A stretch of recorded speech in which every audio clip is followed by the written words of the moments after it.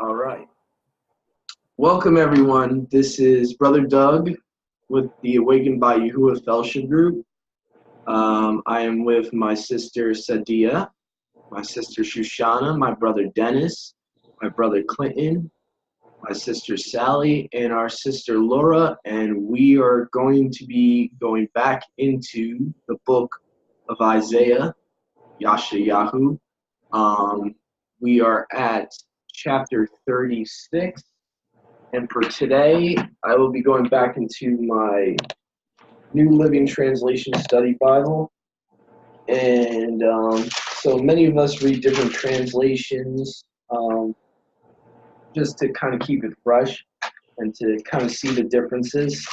So I will be starting off the reading here, and this is Isaiah 36.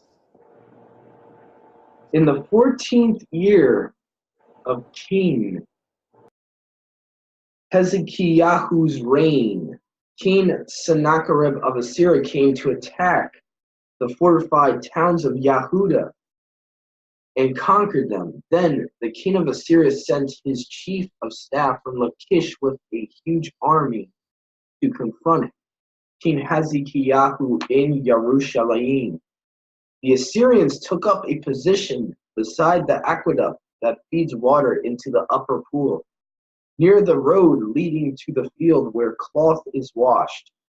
These are the officials who went out to meet with them: Eliakim, son of Hilkiah, the palace administrator; Shebna, the court secretary; and Joah, son of Asaph, the royal historian.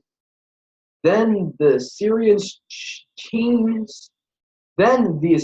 king's chief of staff told them to give this message to Hezekiah.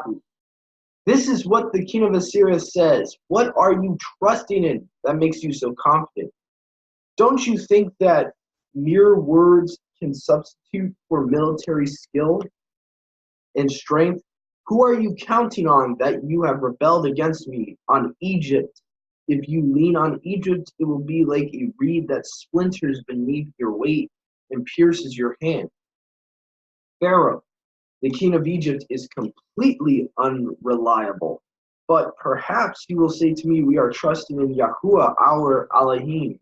But isn't he the one who was insulted by Hezekiah? Didn't Hezekiah tear down his shrines and altars and make everyone in Yehuda in Yerushalayim worship only at the altar here in Yerushalayim? I'll tell you what, strike a bargain with my master, the king of Assyria. I will give you 2,000 horses if you can find that many men to ride on them. With your tiny army, how can you think of challenging even the weakest contingent of my master's troops, even with the help of Egypt's chariots and charioteers? What's more, do you think we have invaded your land without Yahuwah's direction? Yahuwah himself told us, attack this land and destroy it. Then Eliakim, Shebna, and Joas said to the Assyrian chief of staff, please speak to us in Aramaic, for we understand it well. Don't speak in Hebrew, for the people on the wall will hear. But Sennacherib, chief of staff, replied, do you think my master sent this message only to you and your master? He wants all the people to hear it. For when we put this city under siege, they will suffer along with you. They will be so hungry and thirsty that they will eat their own dung and drink their own urine. Then the chief of staff stood and shouted in Hebrew to all the people on the wall, listen to this message from the great king of Assyria. This is what the king says. Don't let Hezekiah deceive you. He will never be able to rescue you. Don't let him fool you into trusting in Yahuwah by saying Yahuwah will surely rescue us. This king will never fall into the hands of the Assyrian king. Don't listen to Hezekiah. These are the terms of the king of Assyria is offering. Make peace with me, open the gates and come out. Then each of you can continue eating from your own grapevine and fig tree and drinking from your own well. Then I will arrange to take you to another land like this one, a land of grain and new wine, bread and vineyards. Don't let Hezekiah mislead you by saying Yahuwah will rescue us. Have the mighty ones of any other nations ever saved their people from the king of Assyria? What happened to the mighty ones of Hamath and Arpad? And what about the mighty ones of Sepharvaim? Did any mighty one rescue Samaria from my power? What mighty one of any nation has ever been able to save its people from my power? So what makes you think that Yahuwah can rescue Jerusalem from me? But the people were silent and did not utter a word because Hezekiah had commanded them. Do not answer him. Then Eliakim, son of Hilkiah, the palace administrator, Shebna, the court secretary, and Joash, son of Asaph, the royal historian, went back to Hezekiah. They tore their clothes in despair, and they went in to see the king and told him what the Assyrian chief of staff had said. That is the end of chapter 36. Well, he sounds like Hashatan himself. Yeah. Sounds like the Pharaoh of Egypt. Pretty much. Who is Yahuwah? Who is this Yahuwah? I don't know. I don't know your mighty one. I don't know this Yahuwah you speak of when Moses was trying to tell him to let the Yashreelites go. Yeah, it makes me wonder how many people listen to him too. And I've said this before, I am more compelled than now because of the Hebrew of Exodus, where it says a Pharaoh that did not know Joseph came along. The Hebrew in that alludes to that he was not an Egyptian Pharaoh. And that it said the Hebrew word for another can also mean another kind, another ethnicity. And so many people like Rob Skivak believe that Pharaoh was Assyrian. Could have been. And that he was not of the bloodline of the Egyptian Pharaoh that knew Joseph. He acted like an Assyrian.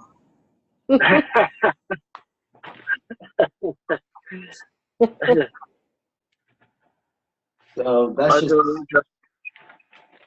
that's just some food for thought there. And honestly, this kind of reminds me of what the anti-Messiah is going to be like.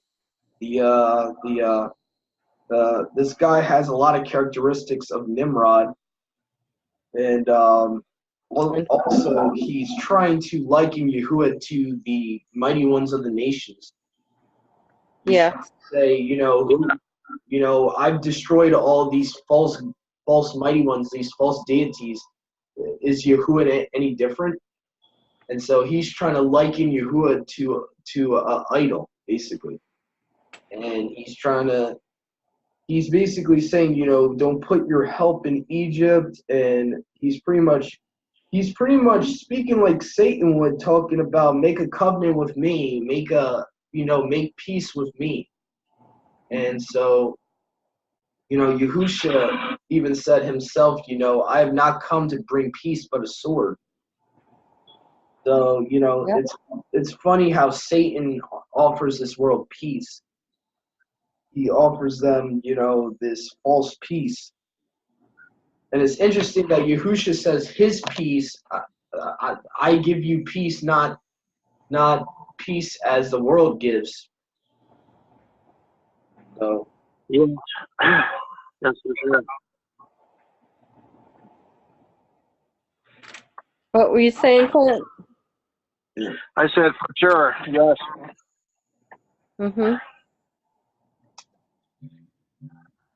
and let's see. It's just a fake peace. Right.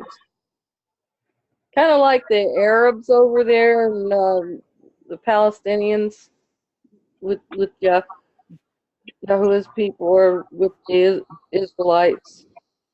Yeah, they're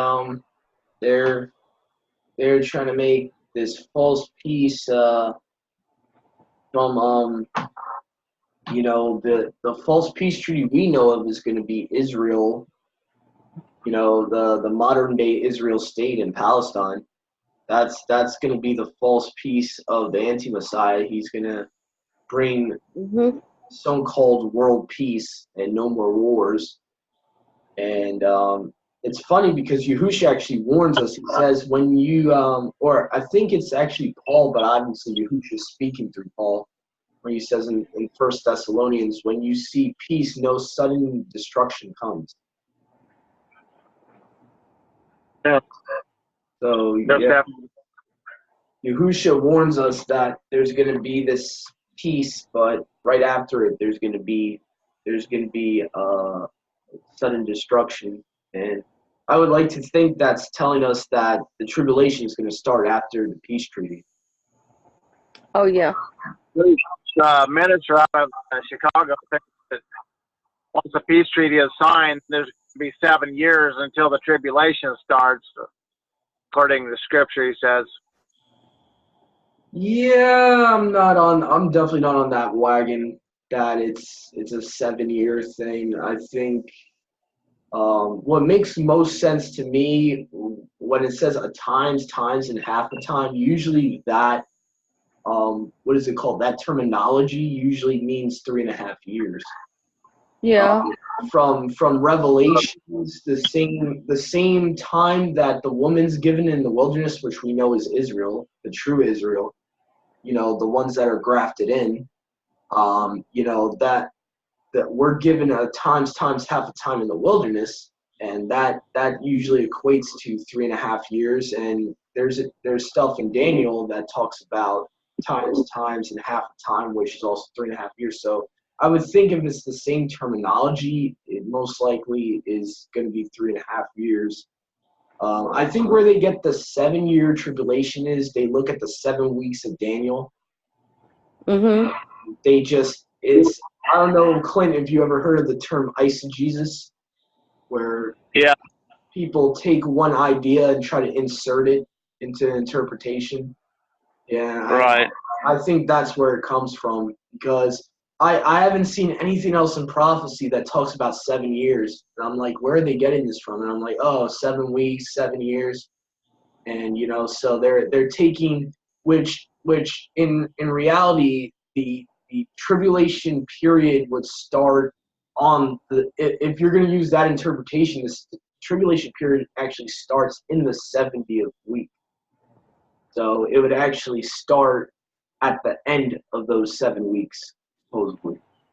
So it would be kind of weird to try to use that type of understanding for the tribulation period, because the verse before 9:27 in Daniel says that Messiah is cut off in the 62-week period, and then so you would kind of have like a problem with chronologically, because then you would have to think that 8 years later would be the tribulation period.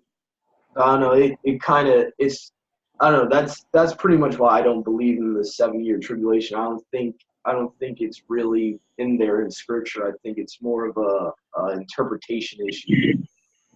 He wasn't saying the Agreed. tribulation was years. I don't think he was saying that after the peace treaty is signed in Israel, then it would be 7 years from that point until the tribulation starts. Hmm. Yeah, the peace treaty, as far as I know, in Daniel 9:27, it's immediately after the peace treaty that it happens. Because it literally says in the middle of the week that he says the middle of the week that there's he tears the covenant down. Let me see if I can find that real quick. Talks about he breaks the covenant in the middle of the week, and the only interpretation that I would think would make sense is that it literally is talking about a physical week, and that is talking about in 1 week the covenant is breaking. And that's the only thing that makes sense to me. If I was to be honest with what Scripture is saying and what it's talking about, is that it's a physical 1 week of the peace treaty, and then he breaks it. And it starts talking about the sacrifices are put away with, the abomination of desolations. And I think the King James actually says he puts an end to meal offering, to sacrifices. So he brings back this sacrificial Levitical system, but then he stops it in the middle of the week. And it says right here in Daniel 9:27, and he shall confirm the covenant with many for 1 week. And in the middle of the week, he shall cause the sacrifice and oblation to cease. And for the overspreading of abominations, he shall make it desolate, even until the consummation, and that determined shall be poured upon the desolator. So, to me, at least, it seems like it's very literal, that prophecy. And it's definitely talking about 1 week. So, I don't know. That's kind of where I stand on that one.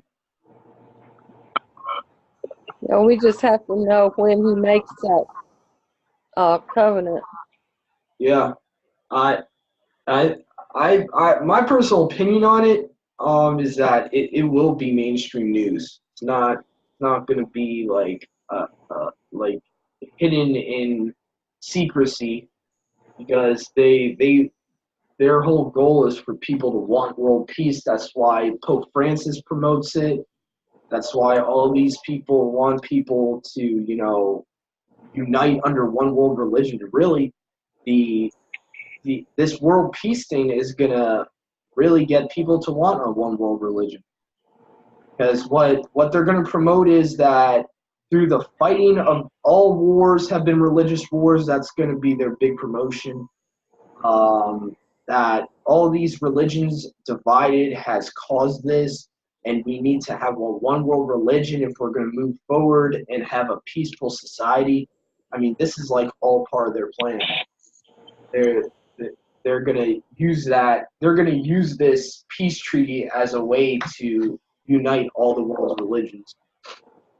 I think they're also going to offer that cloning thing that we saw on YouTube, where you can receive a new body and just download your consciousness into the new body and become that new person. You can have it look however you want, male or female, blonde, brunette, blue-eyed, brown-eyed, whatever. And it's going to be you for the next 50 years or however long you want it, and then you get another one. And that's Satan's way of giving you eternal life. That's preposterous, but that's Satan's way. That's also, I think he's also going to offer the triple helix at the same time. What was the triple helix again? The triple helix is what the Nephilim have, that allows them to regrow themselves when they're wounded. Like you can be wounded to death and regrow a heart or lungs or whatever you're stabbed in or shot in. The only thing you can't regrow is a new head. That's why they have to cut their heads off.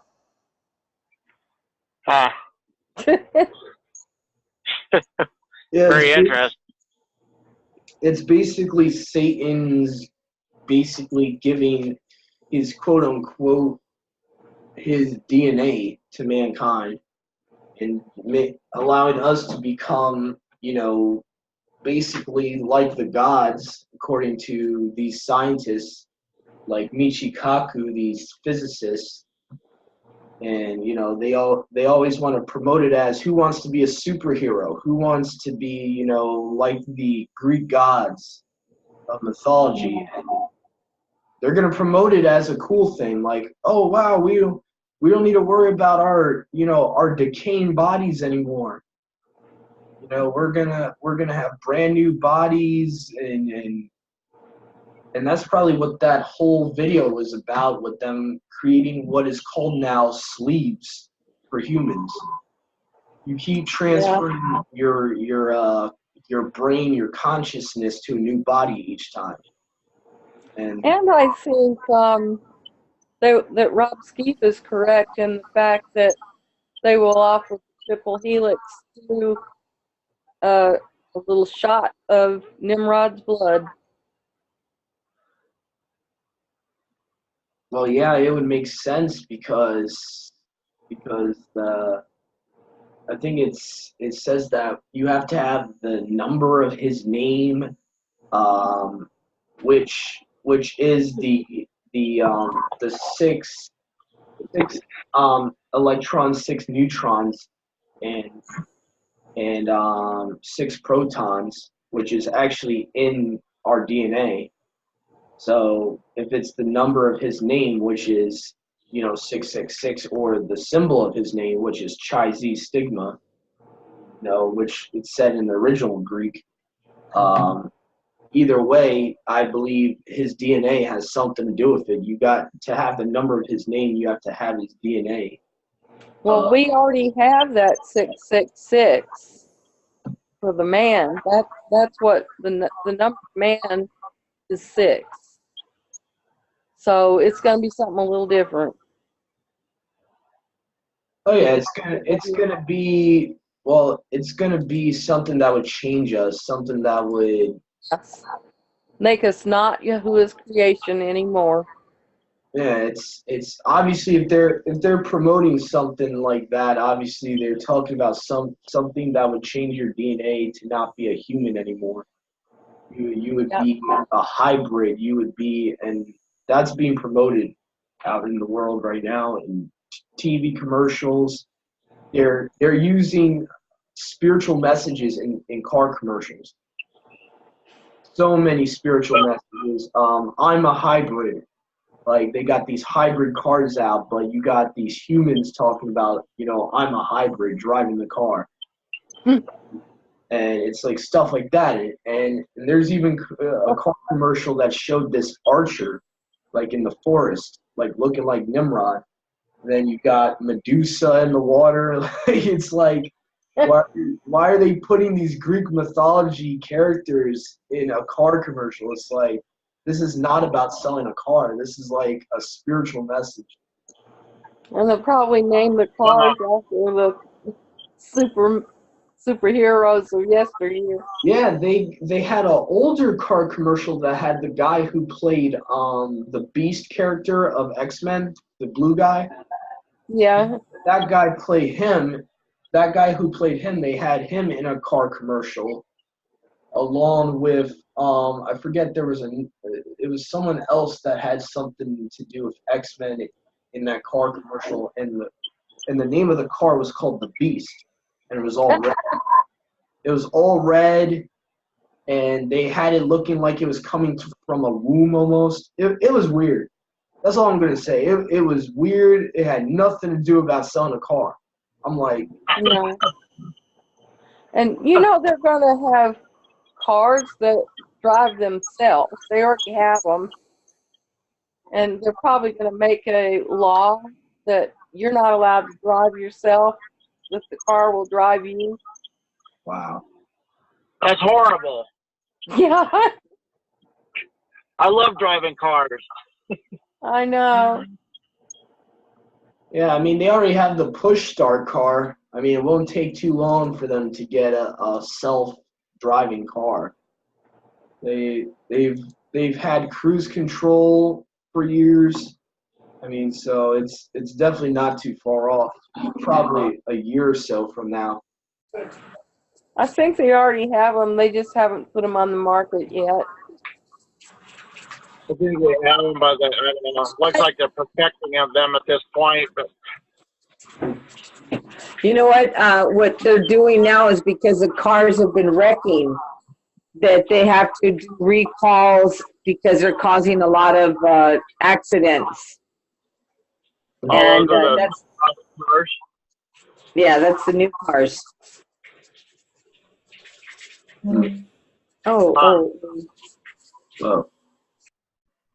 All right, so who wants to read Ezekiel 37? Not Ezekiel, my bad.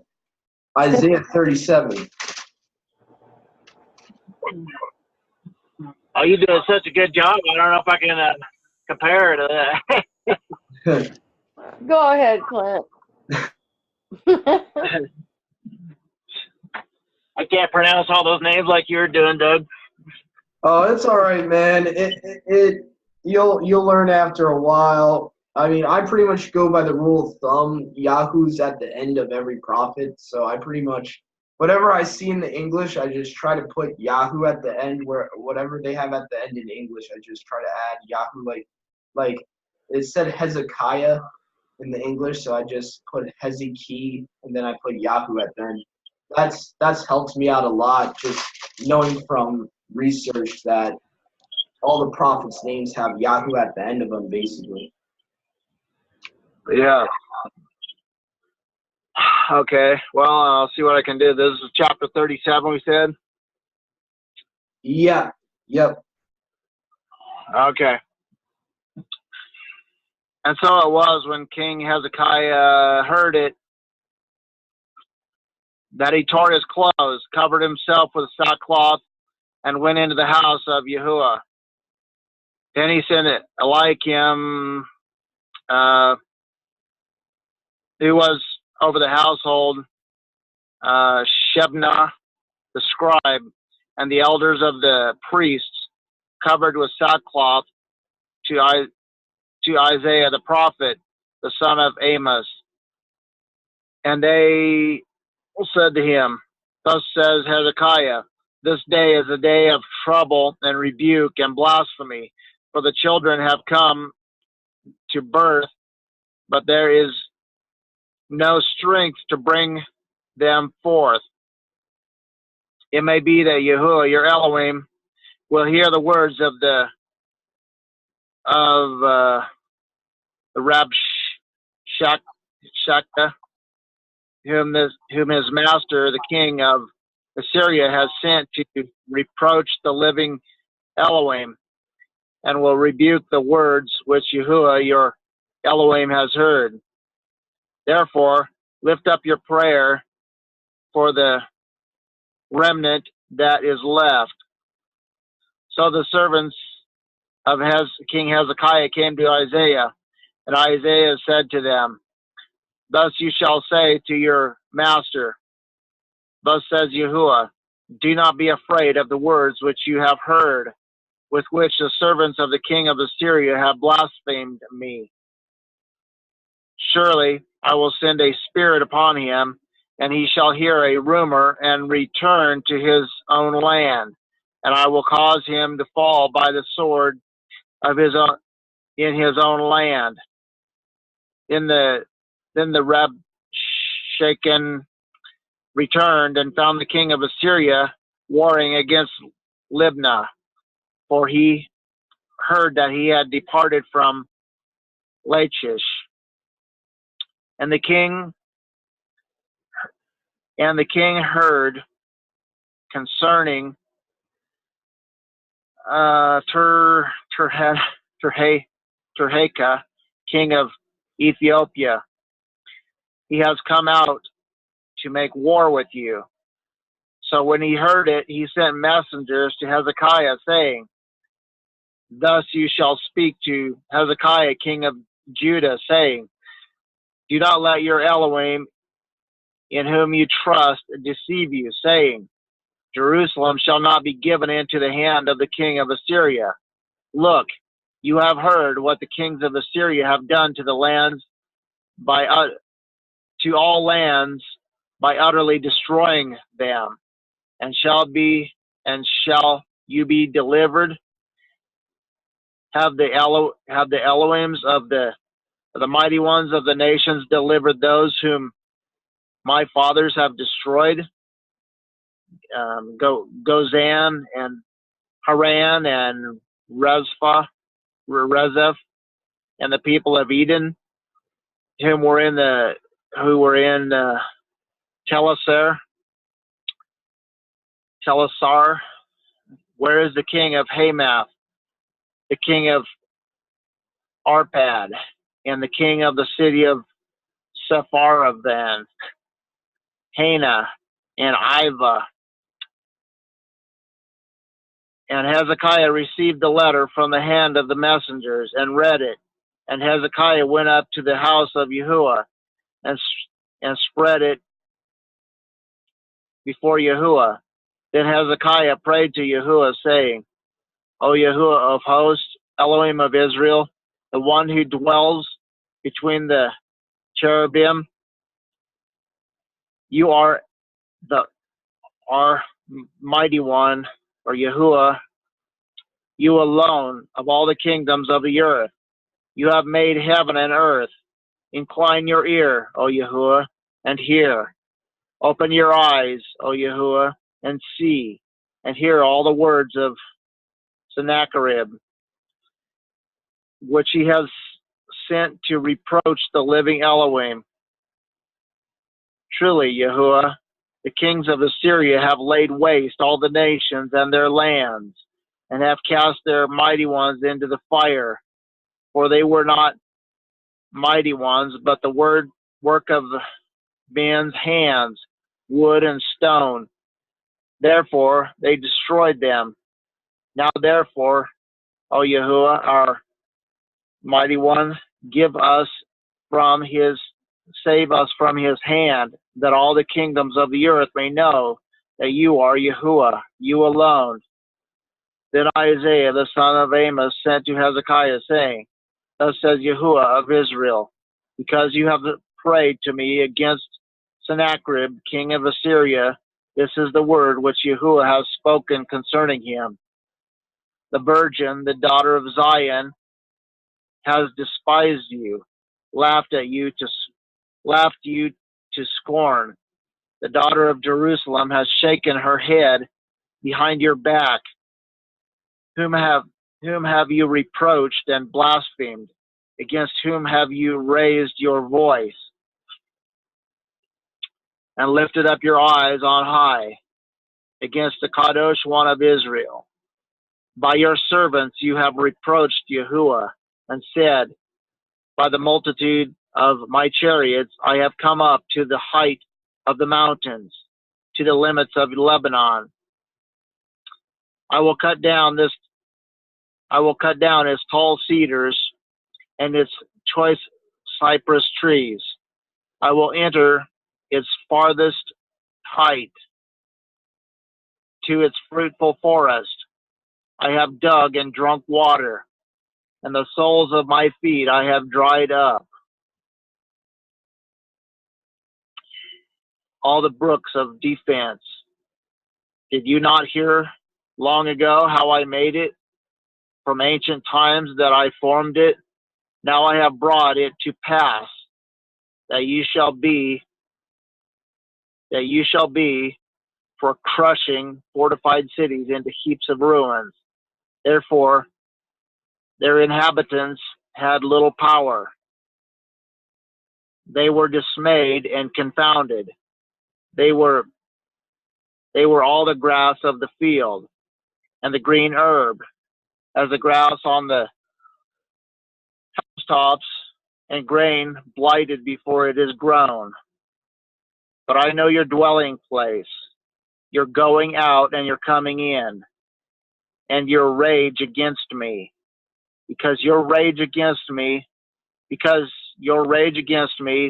and your tumult have come up to my ears. Therefore I will put my hook in your nose and my bridle in your lips, and I will turn you back by the way which you came. This shall be a sign to you. You shall eat this year such as grows of itself, and the second year what springs from the same. As in the third year, sow and reap. Plant vineyards and eat the fruit of them, and the remnant who have escaped of the house of Judah shall again take root downward and bear fruit upward. From out of Jerusalem shall be a remnant, and those who escape from Mount Zion. The zeal of Yahuwah of hosts will do this. Therefore thus says Yahuwah concerning the king of Assyria, he shall not come into this city, nor shoot an arrow there, nor come before it with shield, nor build a siege mound against it. By the way that we came, by the same way shall he return. And he shall not come into this city, says Yahuwah, for I will defend this city to save it, for my own sake and for my servant David's sake. Then the angel of Yahuwah went out and killed in the camp of the Assyrians 185,000. And when people arose early in the morning, there were the corpses, all dead. So Sennacherib, king of Assyria, departed and went away, returned home, and remained in Nineveh. Now it came to pass, as he was worshiping in the house of Nisroch, his mighty one, that his sons, Adramelech and Sharezer, struck him down with the sword, and they escaped into the land of Ararat. Then Esarhaddon, his son, reigned in his place. Well, that was a tough one.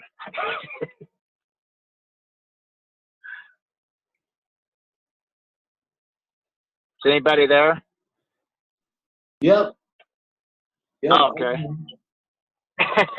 Wow. Oh, I was muted. I was talking. I was muted too. Real good. Better than me.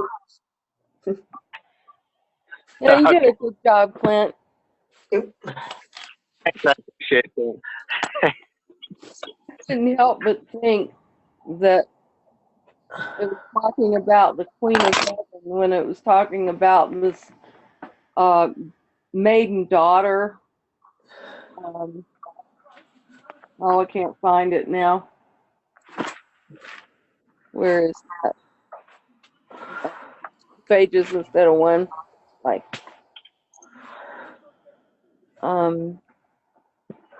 yeah, verse 22. The maiden, the daughter of Zion, has despised you, mocked you. I don't know. Maybe that, since this is talking about the daughter of Jerusalem and Yahuwah is talking, probably not. But I heard maiden daughter and I thought that sounds strange. No, that's Yahuwah always refers to Jacob in many ways. Like we're known as Yashrael and we're known as his. Sometimes he calls Yashrael the daughter of Zion in many places in Jeremiah. Yes. Many different places in prophecy talking. Basically, he's just calling us a virgin because spiritually we're supposed to be. We're supposed to be, yeah. We're not supposed to be, defiled, and we're supposed to be cleansed from the heathen.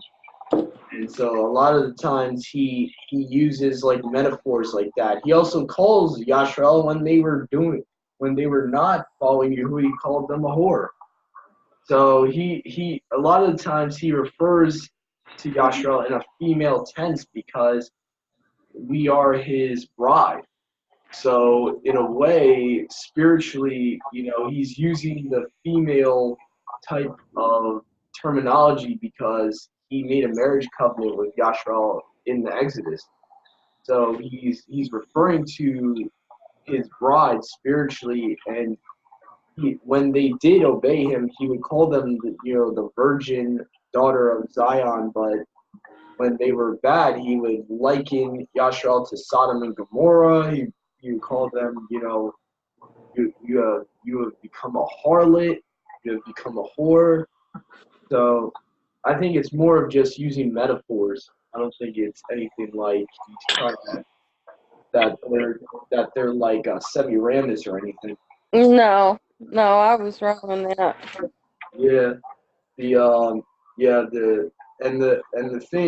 one connection I do see to Semiramis in prophecy is in Revelations, where it says that, you have said it in your heart, I am a sovereigness, I am not a widow. And Yahuwah is like rebuking Babylon.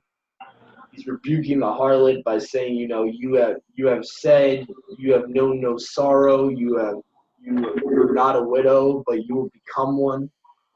That's in 47, about 10 chapters down the road. Yeah, so that's Definitely what I think. about Yahuwah definitely likens Babylon to the harlot. He definitely likens the harlot of Revelations to this other Babylon that Yashrael was taken captive to. Yeah, definitely. Yep, we're getting a little ahead of ourselves though. That's like 10 chapters from now. But yeah, from what I saw that we just read was pretty much very interesting too to note. My study Bible actually tells me in verse 20, in the Masoretic text, it actually reads, "You alone are Yahuwah." So in the Masoretic text, it would say, "Now, O Yahuwah, now you, O Yahuwah, our Elohim, rescue us from his power. Then all the kingdoms of the earth will know that you alone, O Yahuwah, are Yahuwah." Very interesting. So That was amazing. Yep. That was amazing that his angel went out and killed 185,000. That was really amazing. Let me see. Am I still on? Yep. Yeah, who doesn't mess around? I heard. I don't know. This is a little side note. It's a different story. It has nothing to do with this in a way, but I was listening to a guy yesterday on the religious station as I was driving my truck, and he was talking about his grandfather was like one of Hitler's right-hand men, and then after that he was in East Germany, and his dad became a communist, and then he became a born-again Christian, and then they sent him to the coal mine for hard labor, I guess. And anyway, but they let him keep his Bible, and he would read it, and people would make fun of him. And anyway, so he came into the bathroom one time, and he found this guy that he knew was about to hang himself. And he said, "No," he said, "don't do that." And so he explained to him and talked to him about, Yahuwah has a plan for everybody's life. And he said, "Come over to my house." He said, "Come over to my room," or whatever it was, tomorrow. And he said, "We'll read the Bible together." So he did. And I think he brought a couple friends with him. And then pretty soon he had like almost 30 people coming and listening to him read the Bible. And so anyway, the communists called him in, and they told him, "You're a bad man." And so they kicked him out of the coal mine there, and he still kept reading the Bible. And two people, and they would meet and come over to his house, but he knew that there were like secret police coming. And anyway, so he continued this for a while, and then after a while, at some point, they told him that he had the right to look at his file on him, and there was like 200 pages about him in his file. And he found out the people that he thought were his friends were actually secret police, and they were asking him questions, and act like they really cared and were interested. they had planted listening devices in his house and just other things like that. And, it really hurt him because, he thought these people were his real friends, and they were not his friends. And but he did find something encouraging there. There was a paper by the secret police, and it said we went to the building where he was had his meetings, and but we couldn't go in because there were these giant white beings there, so we couldn't go in. So he was very encouraged by that. I thought that was amazing. Yes. I have a cross reference that might be interesting, where it says in verse 29, because your rage against me and your pride have come up to my ears, I shall put my hook in your nose and my bridle in your lips and turn you back. Well, in Ezekiel 38, verse 4, he says the same thing about the prince of Rosh, Meshach, and Tubal, which he calls God. Just find the terminology the same. Yes, definitely. I remember those terms. And just for the viewers that might not know, there is some type of evidence that Gog and Magog were giants. There's a parade in England called the Lord Mayor's Gog and Magog Parade, and these giant, basically these people dressed up in like giant costumes, like parading around, and they also have statues. A statue of Gog and Magog, which is basically a statue of two giants. So, for whatever it's worth, England at least believes that they were giants. Yeah, never heard that before. Yeah, it's called the Lord Mayor Gog Magog Parade. Yeah, I found that out from Rob Skiba. He does like research and stuff like that about the Nephilim and the giants. It's okay. That's cool. It's amazing. I just saw a deal on the internet recently about giants, and it said in the south, I think it was southeast Turkey, back in the 1950s, they were building a highway, and they found a bunch of tombs of giants. And it showed one of the bones and a drawing of they made a drawing in scale with the bone of how big this person would be, and they put it up on the wall and stood the bone up by it, and then it had a normal sized man stand beside it. I think it was a femur bone, but this guy came up to I think it was like up to the hip of this giant, and they said the giant would have been like 14 to 16 feet tall, and his foot would be like 2 feet long, like 20 to 22 inches long, and it was just amazing. They found a whole bunch of tombs like this over there of the giants. So just amazing stuff that's gone on in the past. Seems like a fairy tale. Was that near an island near Peru?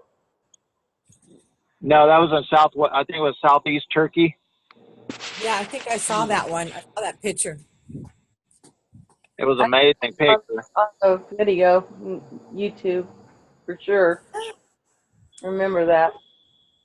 Yeah, I saw that. There was one showed a picture of a foot on a rock, and the foot was as tall as a man, and they had a man standing inside it. It was actually a little bit taller than he was because the toes came above his head. It was incredible.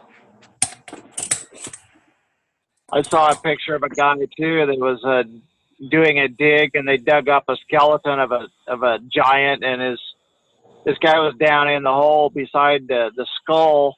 The skull was like 3 times bigger than he was. Yeah. Just amazing. Another thing I wanted to mention for anyone watching this recording on YouTube, it's interesting that there's a photo circulating around that Pope Francis had a mock-up of Yahuwah's throne made for him to sit on. And when you think back at the verse we just read of 16 of this chapter, it says, O Yahuwah of heaven's armies, Elohim of Yashrael, you are enthroned between the mighty cherubim. Now, Pope Francis did something very blasphemous. He took this verse and inserted himself into this verse physically in real life. He made But a I think the throne he had was actually Satan's throne. I'm pretty sure. Are you talking? Have you seen the photo I'm talking about on Facebook where he's sitting on a mock-up of Yahuwah's throne with the two cherubim? Yeah, I saw the one where he had a picture of Satan's throne. It looked very dark and awful. I mean, it was just. Okay, that's a different one. This Journalism. one I'm talking about is actually a physical, basically a copy of what this verse is talking about. And he's sitting on this throne, this basically a copy of what Yahuwah's throne would look like with the two cherubim, and Pope Francis is sitting on it. That is a blasphemous.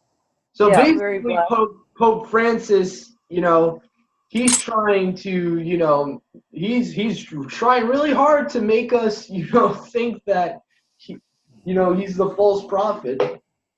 Because he's doing stuff like this that even the anti-Messiah is supposed to be doing. So, it's kind of weird. Mm-hmm. The Pope should Wow. since he's the vicar's son.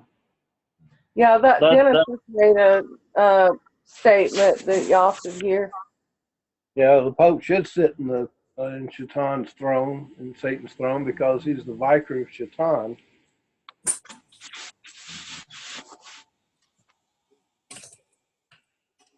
That's amazing stuff.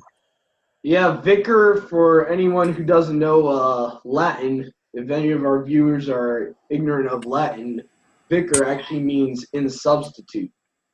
So when the popes would historically be quoted to say, we are the vicars of God, we are the vicars of Christ, they're literally saying that, in our terminology, that would mean they're claiming to be the vicars of Yahusha and Yahuwah.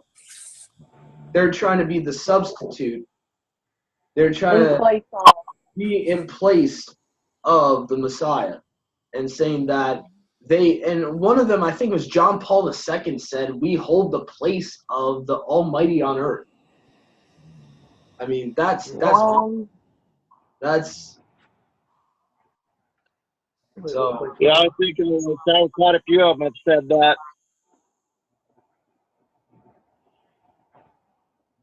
Yeah, I forget that's crazy.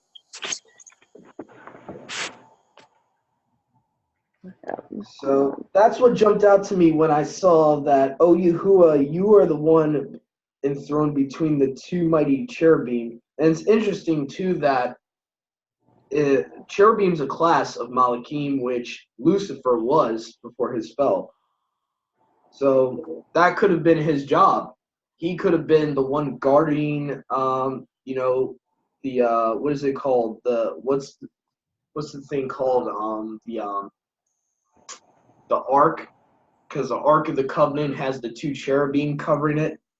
So that could have been Lucifer's original job when he was created. He was supposed to be the covering cherub according to Ezekiel 28. And so I just find that interesting that he basically had the joy to be right before Yahuwah, which is crazy. I know, it's amazing. It's just hard to believe that he fell. He could be right there and get the crazy ideas that he got in his head. Yeah, many speculate what was the original initial reason that, you know, Satan felt that he wanted more than what he was created to be. And, some scholars say, he was jealous of us, that Yahuwah loved us so much more than even the Malachim, and, he kind of resented that. And, so, I mean, there's many theories out there why he got prideful. That's what I was going to say, Doug. Because because it wasn't the fact that he was jealous of us. I just feel that because he had a relationship with us, and he did not have any type of relationship with the angels. It was a type of intimacy that Yahuwah had with us, and walking in the garden, And and talking, and communicating, and exchanging, and I think also he wanted. Because I don't know, I wasn't there. I think he was also seduced by the power that he saw. That he kind of like saw Yahuwah's esteem being the covering cherub. He saw Yahuwah's like esteem. He was right there. He saw what Yahuwah had, and according to Ezekiel 28, he corrupted himself because he wanted more. So we do know for a fact that that was one of the reasons he wanted Yahuwah's throne. He wanted to be Yahuwah. He wanted to sit on Yahuwah's throne and be the Almighty. And he wasn't content with being a regular Malachim. He wasn't content with what he was created for. And it even says, you were perfect in your ways until lawlessness was found in you.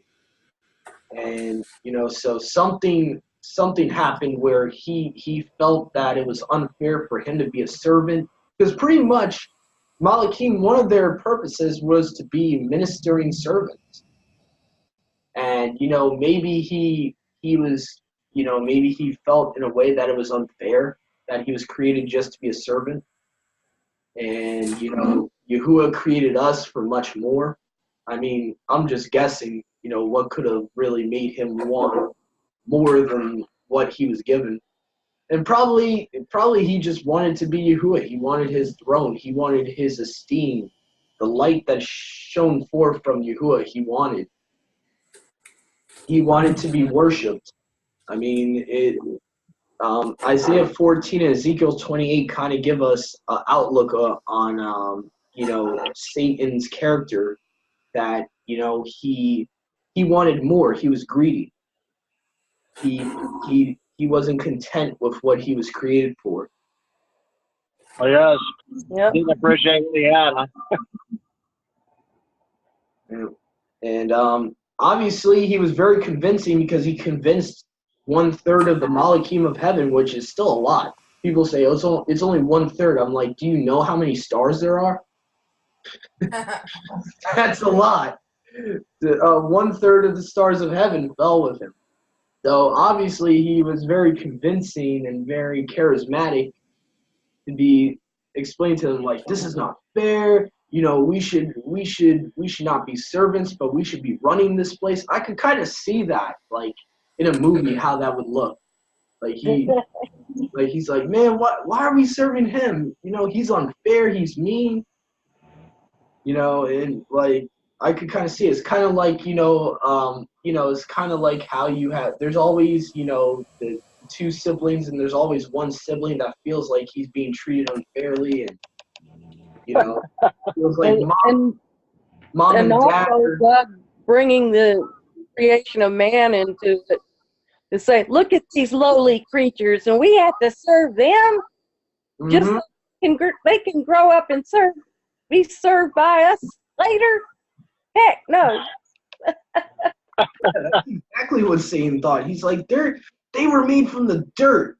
Why are we serving? That's exactly the thought process. That's exactly why he hates us. And the foolish to follow him, going to have the same fate to him, and they don't see that like that. Criminal insane. Well, yeah, they are criminally insane. I don't know if you've heard Dennis. Well, you're just talking about the Yeah. ones that follow Satan, think that he's going to deliver them, and Satan laughs at them. And who would want to follow in the footsteps of one that's already been judged? Yeah. They're criminally insane. Yeah. And it's funny too because that's what the Freemasons believe, that Satan's their savior. They're so deceived. They don't understand that Satan doesn't care about them. He doesn't care about them. He's like, he wants to bring them to Gehenna, to the lake of fire with him. Exactly. Yes. There's a good old saying that my parents taught me: misery loves company. Yeah. He's going to the lake of fire. He knows it. He knows he's going to lose, but he's such a good deceiver. He's actually deceived Satanists into believing that they could actually win the Battle of Armageddon. Yeah. And Satan, the first used car salesman. yeah, he probably was. Useful. He probably created that profession. Probably. Kick the tires. Oh, who cares if they fall off? We'll give you a new pair of tires. First used car salesman.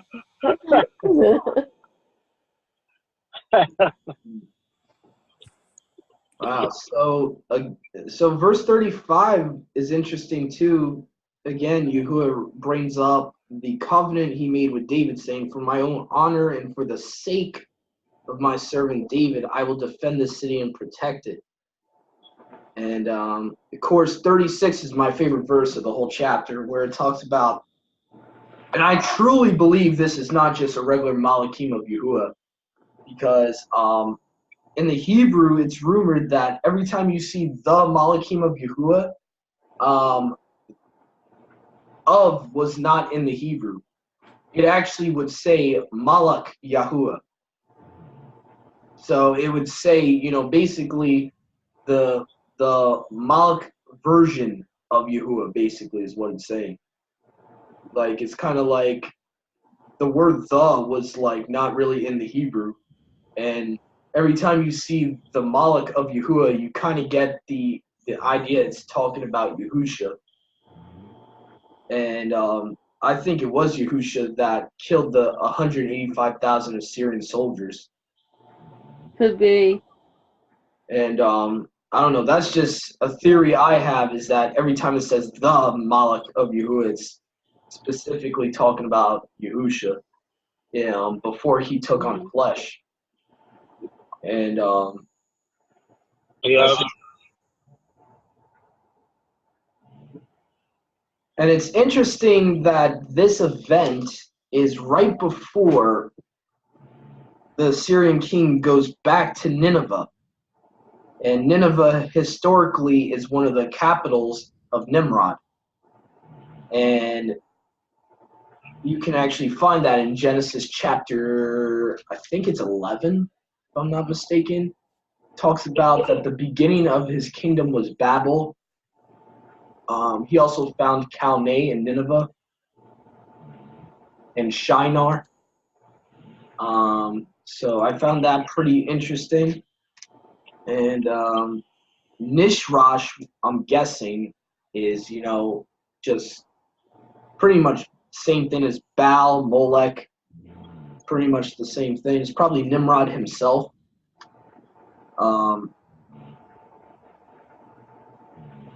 Yeah, so that I found pretty interesting. And then it gives you that there's another king of Assyria that comes on next that succeeds this king. It says, "Then they escaped to the land of Ararat, and another son, Esarhaddon, became the next king of Assyria." So you have a successor from Sennacherib, and right before that, it says that they went to the land of Ararat. Interesting. It is very interesting. And for people that don't know, that's where supposedly the Noah's Ark to this day rested on. So Yeah. Mount Ararat. So pretty interesting. I was going to ask you guys, have you guys have any of you gone to see the new Noah's Ark? The movie? No, a church down in, I'm not sure where they're headquartered, but they built one that supposedly as close as they could to a reproduction of Noah's Ark down in, I think it's in Kentucky, called Oh, the Ark Encounter. It's oh, that's amazing. interesting. I think it's like 530 feet long and 6 stories high or 4 stories high or something like that. Really huge. And they opened it up a summer or two ago. And I was watching some things on YouTube about the guy that I guess is in charge of it, and they sent some evolutionary guy, I think, over there to debate him, and they were walking around in the ark debating whether Hmm. it was very interesting. They did an amazing job putting that thing together. Wow, do I they really have all the stalls for all the animals? they do.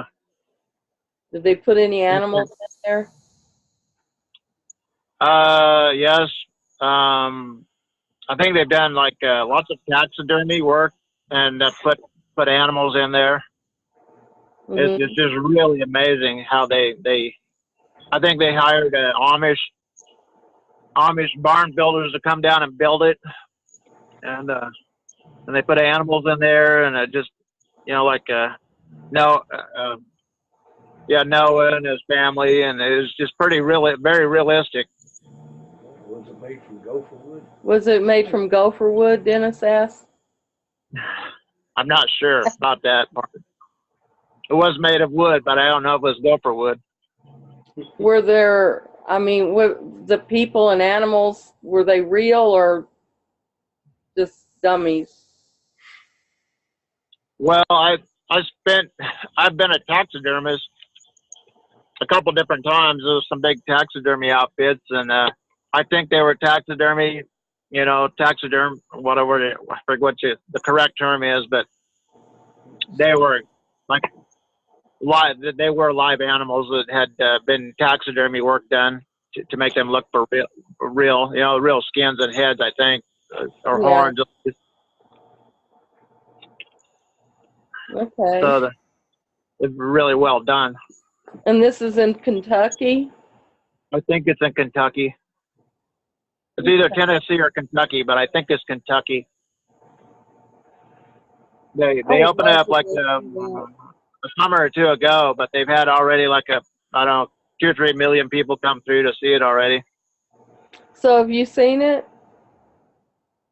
I've just seen pictures of it and seen it on YouTube, but that's all. I really want to go see it in person and go through there. It's called the Ark Experience. I think it's called the Ark Encounter. Or the Ark Encounter, okay. I'm talking about the Bigfoot Museum. Now we got a Bigfoot museum here. Oh, really? Yeah. Wow. Like to see that. Well, if you drive your truck this far over, they're having a major event on March 15th, I think it is, where they are going to do I don't know, some kind of I guess it's going to be a seminar or somebody give lectures, I'm not sure, but about Bigfoot and anything else that the people want. And people are asking mostly for Bigfoot, and some are asking for chimeras, and others are asking for specific creatures like Mothman and Dogman, and there's some cat creature, I don't know what it is. But it sounds like it could be interesting. Yes, definitely. It was supposedly a cat creature here on this road years ago. Speak a little bit louder, Dennis. Yeah, some of the neighbors around here spoke about a cat creature that would go through the woods around this area here years ago. And do what? I don't They just remember. cited people would see it. Did it take people? No. What kind of I mean, like what was it like? Don't know. Fairly large, I guess. I mean, we definitely have mountain lions. Yeah. Could they be talking about that? No. Oh, there are mountain lions around here. They would know the difference, I guess. Yeah. Well, I mean, is it like Dogman or something like a? Yeah. I haven't heard of Dogman before. That's the first I've heard of people seeing a cat creature here. That it would make sense why our cats are missing. Yeah, it would. That was an owl. I mean, seriously, our cats have just been gone one by one, just suddenly missing. I know owls and coyotes get them. But my brother said he had a friend down there in East Texas, and he was standing out in the yard with his cat. His cat was there in front of him, not just a few feet away from him. This big owl swooped down and just took him. Oh my goodness. He's very ticked off at that owl. He was going to kill that owl. But that was his favorite cat. Yeah. So did he shoot it or what? Well, he didn't have a gun or anything with him, but I think he was looking for him after that. I bet. But I know there in East Texas they have a big problem with wild hogs, and I guess they get the cats and also the coyotes get them too. So I guess there's plenty enough to get it, get them. But Well, we've got coyotes here. We also have these big chicken hawks, and we were thinking it might have been the chicken hawks. And we have big owls too, so it could have been anything. yes, But two of our cats were injured a few years back. I guess several years back. It would have been by one of these big birds, the hawks, and they actually stick their beaks at the base of their skull, trying to break their spinal column away from their heads. Wow. And thankfully, both cats they didn't dig down deep enough, and they were both fine. They were able to just stitch up the holes. So wow, yeah, that's sad. I know. And then later on, evidently something got them. Got the same cats and got other cats. I mean, we had a total of about 7 or 8 cats here at one time.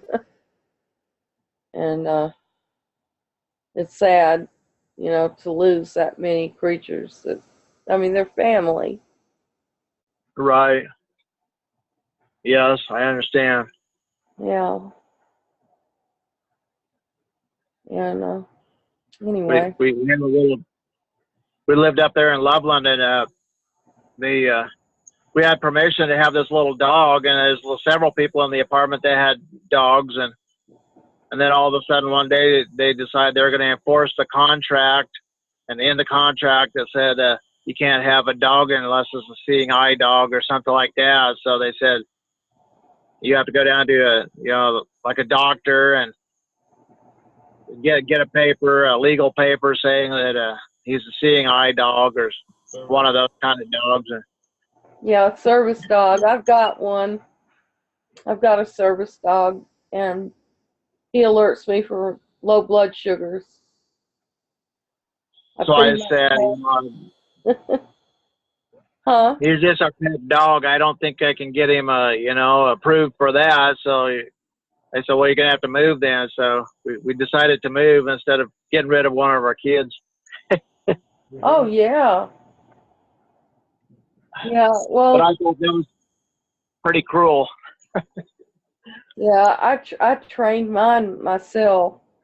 And, since I got him at 5 months old and started him in training right away. And, he knows when your blood sugar is low? What? He knows when your blood sugar is low? Yeah. I mean, they smell it. It's easy for them. It's all your body excretes the smell all over, and they can smell it right away and alert you. And they know they're going to get a good treat when they do. And you can train them to do that then? Oh, yeah. Yeah. Well, my mom's diabetic, and she's gone into she's passed out several times. So I guess she needs one of those dogs. She probably does if she passed out from low blood sugar. Because I did. Yeah. I passed out a couple of times from it, and boy, Dennis can tell you how crazy I get when I get low blood sugar. But I haven't had it in a long time because my dog keeps me in check. Wow. I'm going to have to tell my mom about that. Yeah, for sure.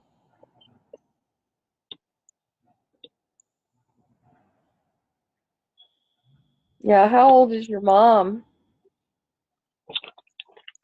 She's 75, I think. Okay. She may not be able to train them herself. I don't know how well she gets around and all, but I had to train my own because it's just absolutely impossible to afford an already trained dog. They're thousands of dollars. Wow. And they're supposed to have to pass all these tests, and they go through school, and mine's been through school. He just hadn't passed all the tests yet. But as long as you keep a vest on him that says still in training, he's good to go. He does public access really well. That's really neat. Mhm.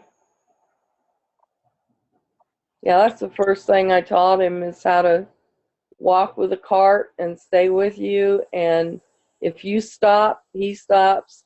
If you leave the cart, he stays with the cart. Stuff like that. Wow, that's neat. Mhm.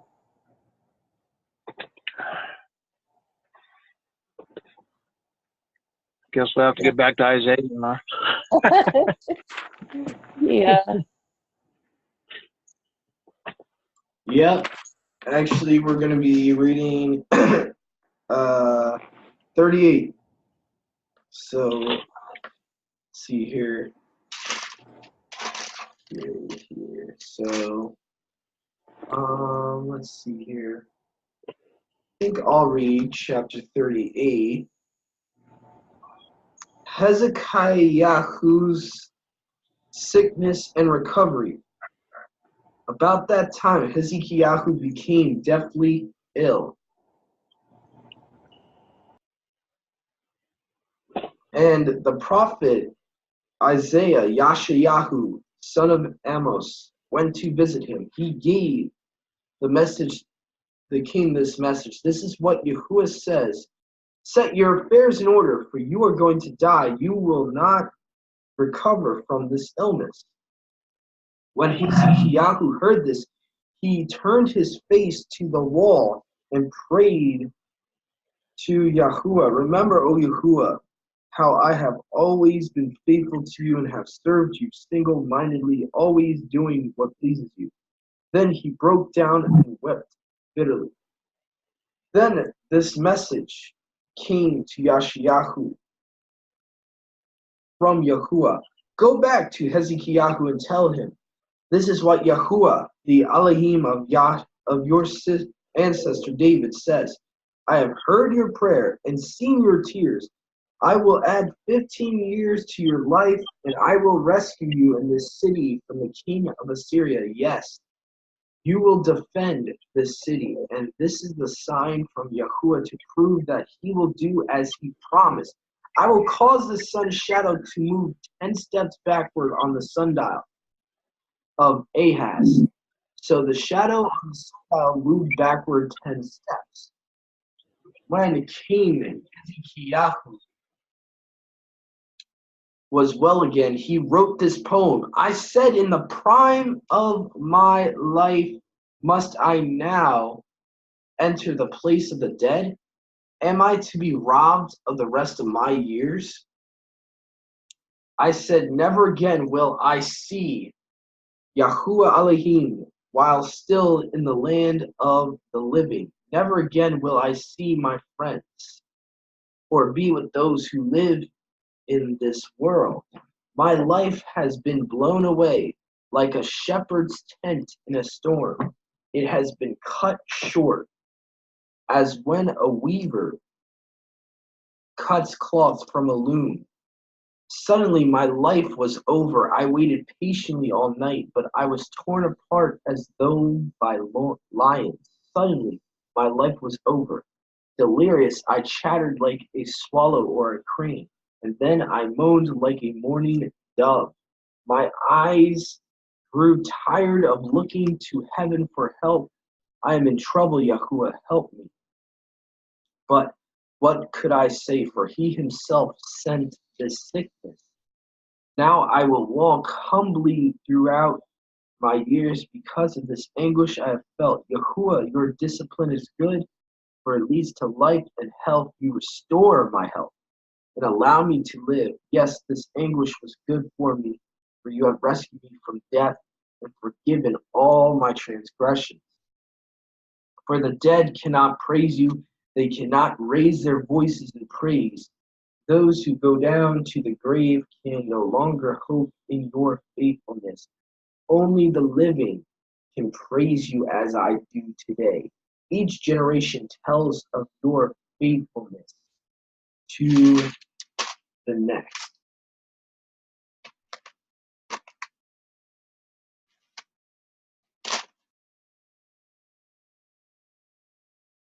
Think of it, Yahuwah is ready to heal me.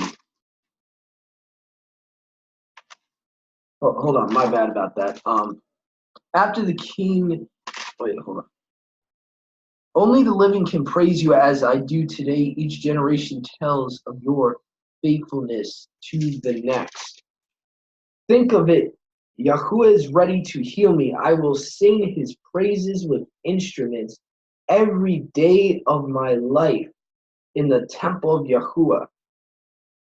Isaiah had said to Hezekiah's servants, make an ointment from figs and spread it over the boil, and Hezekiah will recover.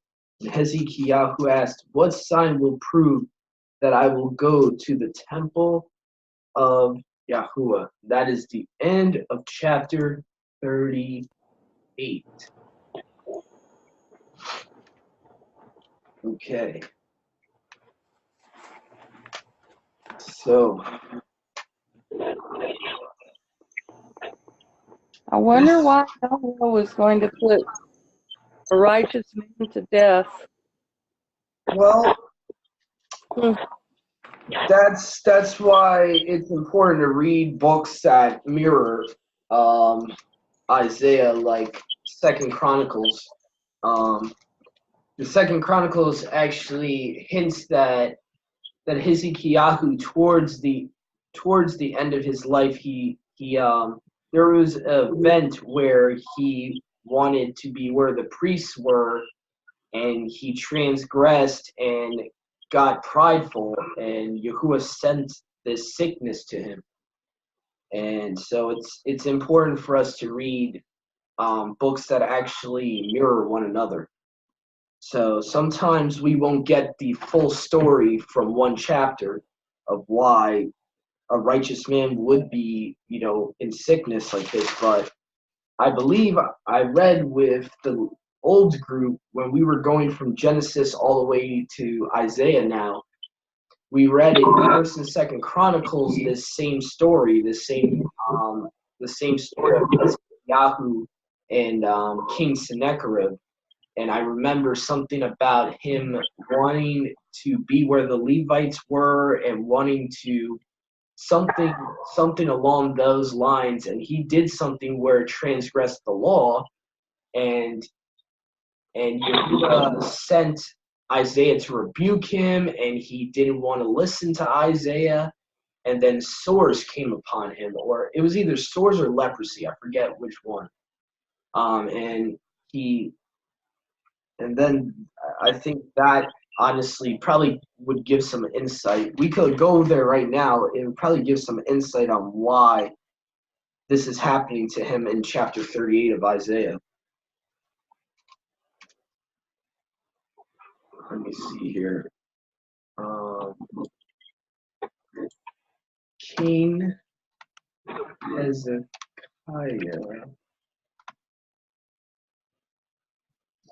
See here. I know it's somewhere in Second Chronicles because I remember reading it. King Hezekiah, they have Bible story. Let me see here. Let me type in King Hezekiah Second Chronicles and see what I get.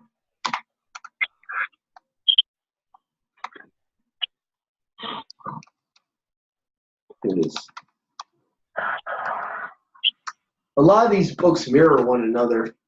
I know First and Second Kings mirror First and Second Chronicles. Yeah. So Second Chronicles 29 talks about Hezekiah purifying the temple. Let's see if somewhere after it talks about where he messed up. So I do believe that's why Yahuwah's putting a sickness upon him. Because Hezekiah is repenting. He's repenting. He's admitting he did something wrong in the chapter we just read. Yes. So now we got to figure out, what is he repenting of? And obviously it's something specific, because he's saying because I've sinned against you, you're doing this to me. So obviously there's a cause and reaction here, and we got to figure out what happened. Okay, so chapter 31 of Second Chronicles says Hezekiah assigned the priests and Levites 2 divisions, each one of them according to their duties as Levites, to offer burnt offerings. So now this is where he messes up in verse 3. The king contributed from his own possessions for the morning and evening burnt offerings, for the burnt offerings on the Sabbaths, at the new moons and at the appointed festivals, as written in the law of Yahuwah. He ordered the people living in Jerusalem to give the portion due to the priests and Levites, so they could devote themselves to the law of Yahuwah.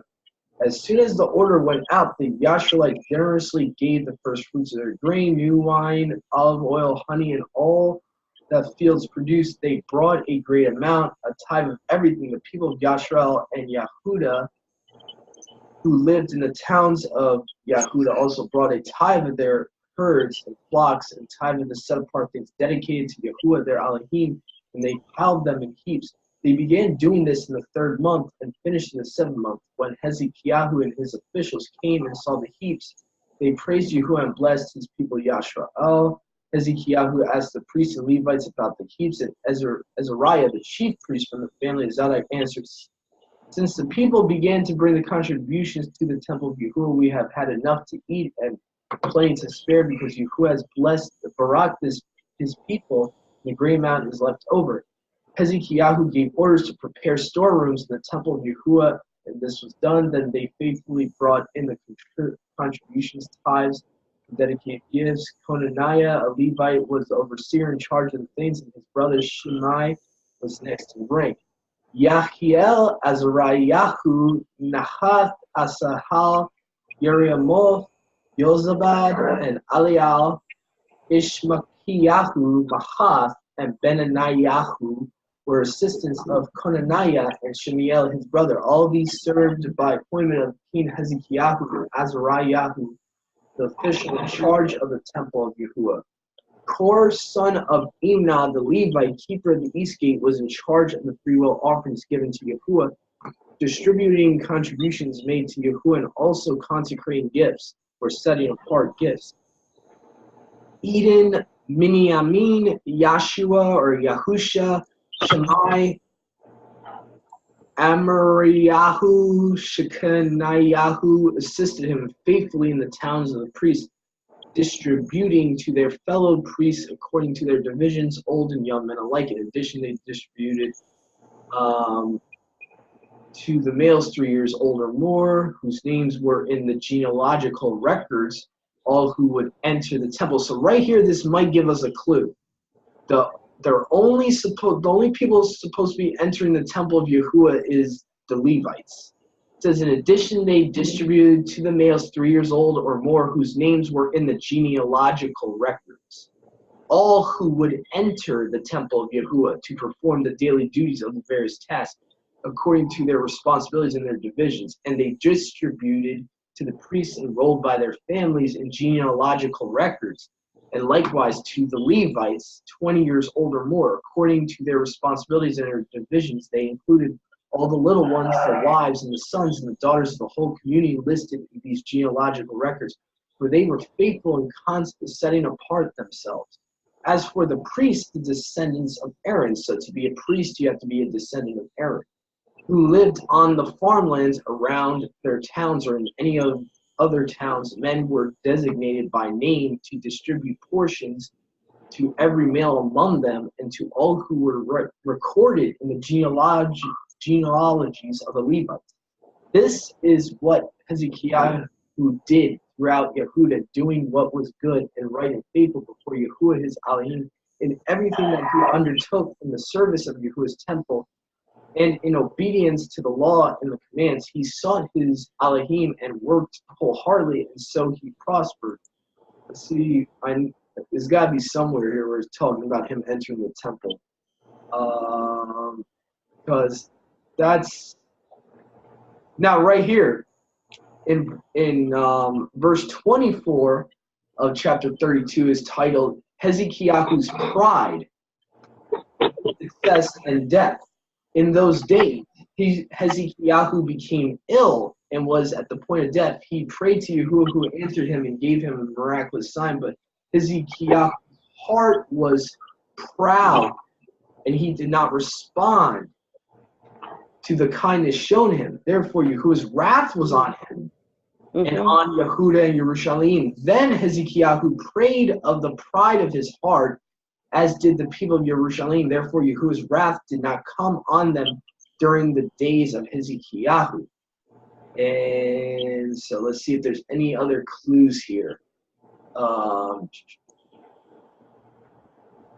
just trying to see if it gives anything about him entering the temple, because I do remember a story about him in Scripture trying to present an offering as a priest.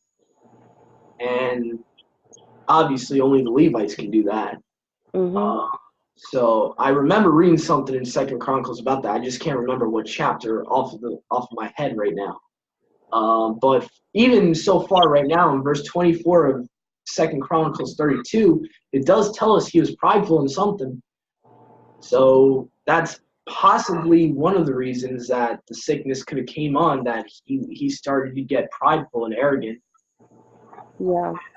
Doing something to anger Yahuwah, because it says Yahuwah's wrath was on him in the 12 tribes. So, I don't know. That's all I can get from that chapter. I don't know if maybe the next chapter tells of why he did that. Let's see. Because the other events of Hezekiah's reign and his acts of devotion are written in the vision of the prophet Isaiah, son of Amos, in the book of the kings of Yehuda and Yashrael. Hezekiah. So this verse is actually telling us that the rest of his story is in the book of the Kings. So we would have to know which book, whether it's First or Second Kings, might give us.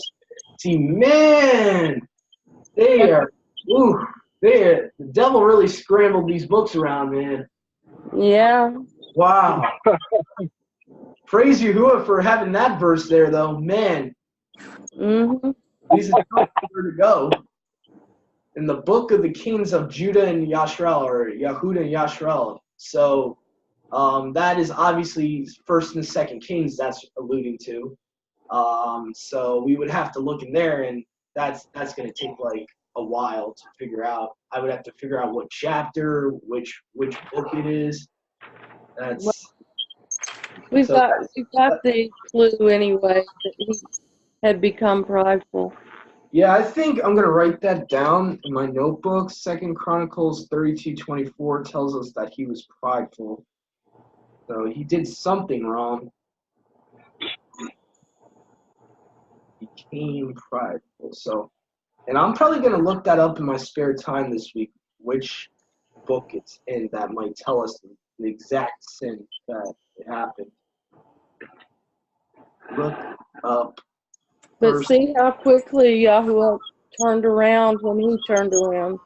As soon as he decided to repent. Yeah, and I think that's the difference between someone that's a child of Yahuwah and not, because the difference is when we can realize that we did wrong and quickly repent. Yes. And you got people of the world that know they're doing wrong, don't care they're doing wrong. Just live any old way and don't think it matters. And they think what they're doing is good in their own eyes, like Proverbs says. You know, a man thinks his way is, good and right, but it leads to destruction. Exactly. So, So anyway, but there was a lot of other nuggets in this chapter I wanted to bring up. He put his face toward his wall, which many people can misunderstand and kind of say, well, this is proving that the Wailing Wall is okay. And I think this is a lot different than the Wailing Wall. First of all, this is him in his own home, turning his face to the wall and praying. He's not, rocking back and forth at a Wailing Wall. So that's a little different. Because not even to make a joke about it, some people will take that verse and, say, well, see, there's nothing wrong with the Wailing Wall. And there's nothing wrong with praying to the wall, praying to, the wall in Jerusalem and all that. People always bring up Daniel and stuff, and I'm like, yeah, I mean, but that's not in Scripture as something that we need to do. That's something nice that Daniel, used as like tradition. It's not like it's a commandment. You doing that, you're putting your face towards Jerusalem and praying. I mean, I don't see that really as a precept in the Torah. So I mean, if people want to do that, that's great. That's good if you personally feel obligated to do that, but I don't see that in Scripture as a precept. Yeah. I don't see it as a commandment or anything like that. What was that, Dennis? I didn't hear you the first. That was Clint. Okay. My bad, Clint. I just don't, like you say, it wasn't a commandment that I've seen anywhere. Yeah. So so that's something I wanted to bring up real quick, and also let's see what else you have. Obviously, Hezekiah was very humbled, and it shows that this is the purpose for Yahuwah's, for him chastising us so that we get humbled. Mhm. Because it shows you once he became depressed, once he became like basically, in pain and stuff like that, then he repents. So sometimes we need that. Mhm. We need, bad stuff to happen to us in life for us to repent. And that Yeah. could be why Yahuwah does that too. He allows people to be in pain so that, they repent. Because it's kind of like I always use this example of how you treat your own kids. Like, sometimes your kids just don't want to listen to you, so you gotta let them make their own mistakes. You gotta let them, let them, hurt themselves, and then they realize, oh wow, man, I messed up. Mhm. Yeah, so I mean, it's very simple. The type of, parenting Yahuwah uses with us is not. It's definitely not brain surgery. He's, Right. and yeah, so it's also very interesting that he even says, Yahuwah, your discipline is good. So verse 16, he honestly realizes that this is discipline. It's a little different from the story of Job. Job didn't really know what was going on. Yeah. Seems like Hezekiah like acknowledges, okay, this is, Yahuwah flogging me right now. So, all right, I understand. I did something wrong. And he even says it's good for him, which is interesting. Verse 17 says, this anguish was good for me, for you have rescued me from death and forgiven all my transgressions. Wow. So, Yeah, it's pretty amazing. very interesting chapter. And another thing I caught my eye was the last verse of this chapter says that, what is the sign that I'm going to go to your temple? So it's interesting. It's interesting that Yashiyahu's always, not Yashiyahu, but Hezekiah keeps asking for a sign. Very, very interesting. And I wonder if that's a good thing or a bad thing, because I know maybe I'm not getting the context of what Yahusha says in the Brit Hadashah, but he clearly says that, woe to you for always seeking a sign. So I just wonder, that. I wonder if it's a good thing for us always asking Yahuwah for a sign, like always just to build our faith up, because from what Hezekiah is saying he's kind of like basically saying, prove to me what you're telling me is the truth almost. Like, what is the sign that I'm going to go to your temple? Like, so I wonder if that's a good thing in Yahuwah's eyes or not, just something to think about. Yeah, I think I've often wondered about that myself.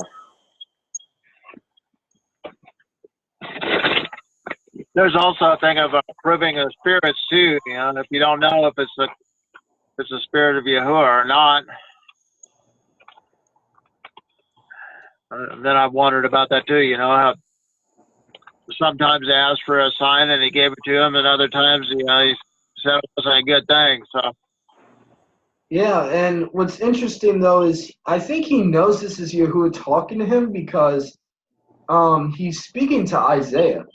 So he knows that Isaiah is like a prophet of Yahuwah. I'm pretty sure he's acquainted with Isaiah, son of Amos.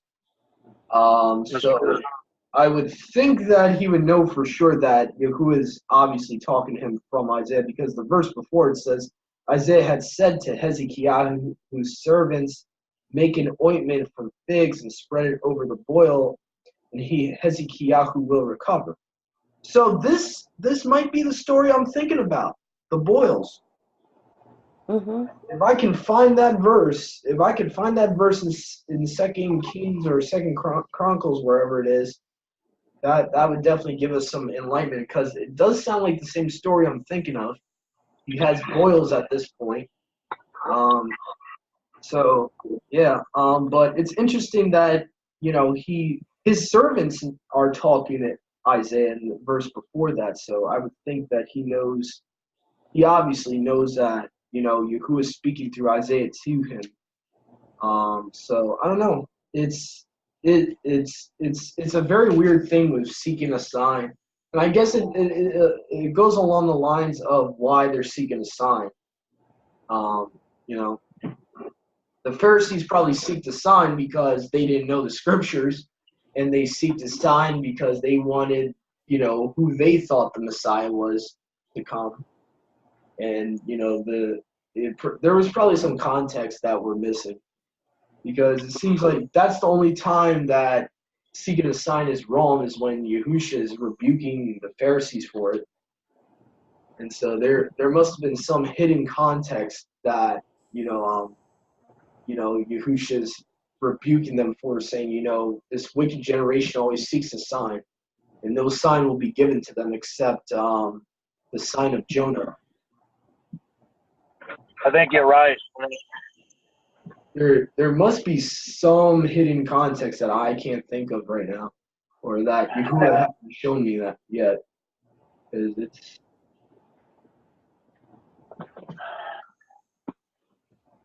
but anyway, who wants to read chapter 39? I'll read it. Okay. All right, let me read it.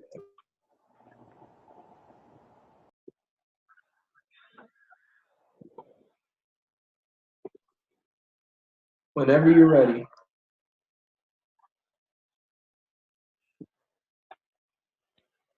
Am I?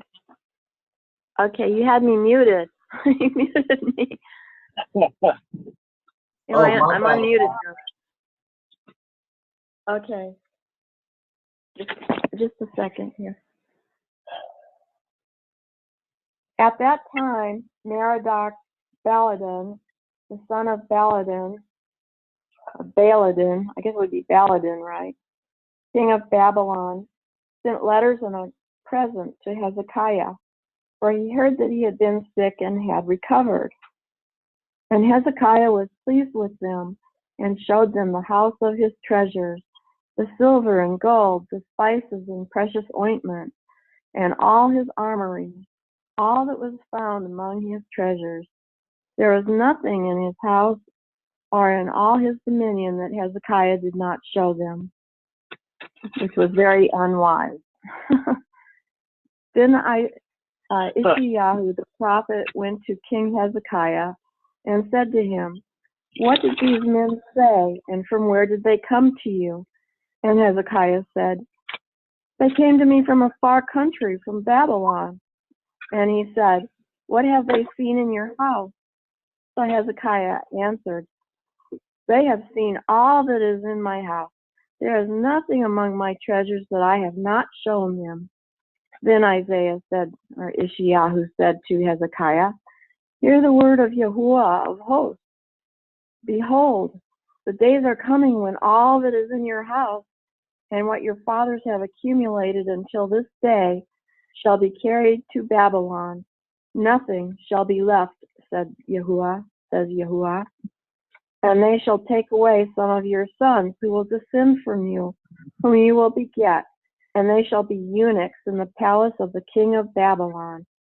Then Hezekiah said to Ishayahu, "The word of Yahuwah which you have spoken is good," for he said, "At least there will be peace and truth in my days." Wow. Right. It was very unwise, obviously, for him to show all of his treasures off. Yeah, especially to the people that's going to take you into captivity soon. I mean, Right. as far as I know about the timeline that I've seen, Isaiah is not too far away from Daniel. So it's kind of weird that he's like letting this guy, like, who's from Babylon, who I'm pretty sure Babylon was never a friend to them, as far as I know. Yeah, that sounds I don't think prideful doing that. Yes, very prideful. He was really puffed up. Oh, look at all I've got. Yes. Because right after that happens, verse 5, Isaiah's warning him. He's like, they're going to take all your stuff.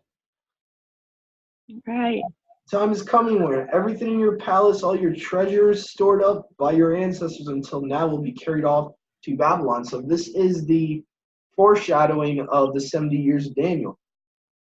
This is right before the captivity. So it was definitely not.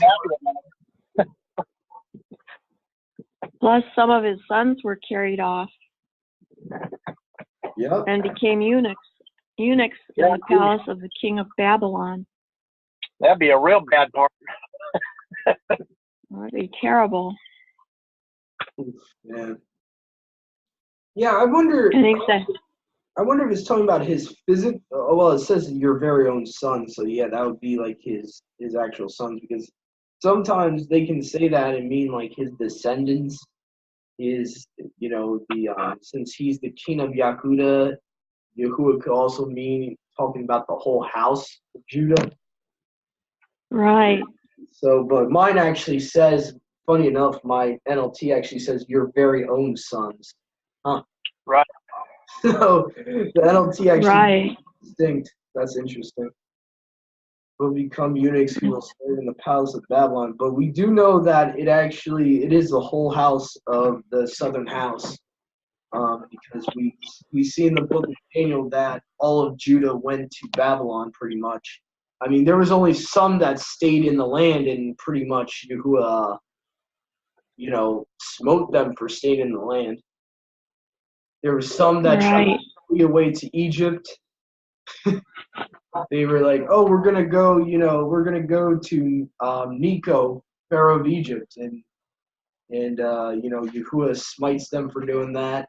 And then some stayed in the land when they were supposed to be, because Yahuwah warns them in the book of Jeremiah, this is the choice I'm giving you: stay here and die, or go to Babylon and be taken away.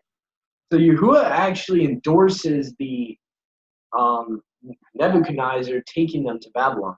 Yahuwah actually says, you can live and be taken away to Babylon, or you can die by staying here. So. Yes. That's quite a choice. Yeah, it's not a good situation, but I'll take life in captivity rather than death. Yes. Depends how bad the captivity turns out to be. True. Plus the fact It may that seem the ones that went into captivity, Yahuwah promised them that after the 70 years they would be brought back. So. Yeah, but you're dead by then. Yeah, so I mean, they would be dead by then, but surprisingly enough, there was some who survived. Like Daniel survived. Daniel, he lived to see the end of it, where I think it was Nebuchadnezzar's son actually asked Daniel what the writing on the wall was, and Daniel was like, he was like, and that's a hint that Shoshana always, she hints that obviously means that there were some people, that were still staying true to the Paleo-Hebrew, because most of them couldn't read it, but Daniel was the only one. And it's funny, a couple of chapters ago, we read a verse that said, speak to us in Aramaic. Do not speak to us in Hebrew. So they, for whatever reason, at that point already, they were trying to get rid of the Paleo-Hebrew. Already, they were like, I don't, don't speak to us in our native language. So. Yeah. Well, I've been told a lot of Hebrew was strongly influenced by the Babylonians in the Babylonian captivity. What, say that again, Clint? I've been told that a lot of the Hebrew, the modern Hebrew, comes from the Babylonian captivity that was, influenced by them.